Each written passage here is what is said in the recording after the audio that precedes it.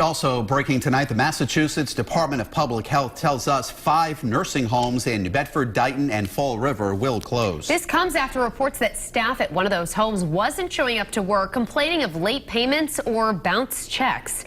The Department of Health had placed a freeze on all admissions to those facilities, and now we're learning more about what led up to this decision and what it means for residents and staff. Eyewitness News reporter Kim Glunian joins us now with these new developments. Kim? Well, Shannon and Mike, just moments ago, the Massachusetts Department of Public Health told us that Skyline Healthcare, the company that owns and operates these 5 facilities, will be voluntarily surrendering their licenses for all of them. Now, the facilities, again, are Dighton Care in Dighton, Highland Manor in Fall River, and Rockdale Care, Bedford Village, and Bedford Gardens, all in New Bedford. This closure is exactly what an analyst predicted could happen when we spoke with him this afternoon about these facilities.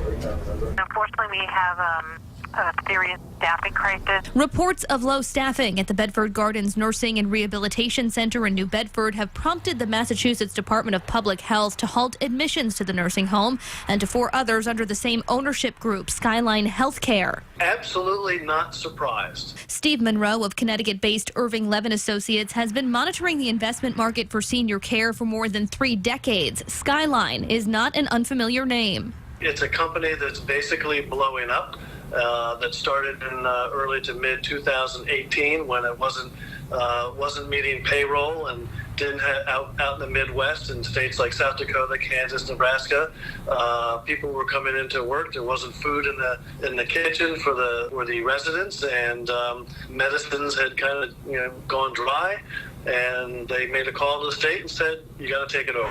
Skyline has also had legal and financial troubles in Florida and Pennsylvania. The website and telephone number for the company no longer work.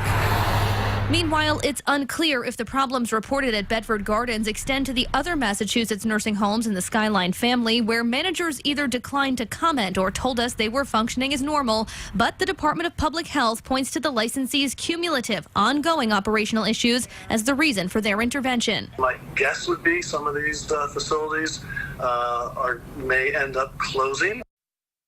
And again, just moments ago, the Department of Public Health telling us that's exactly what's going to be happening. These 5 facilities are set to close, though they did not provide a specific timeline for when they will have to close their doors, telling us they're working closely to monitor resident safety and care in each of these facilities.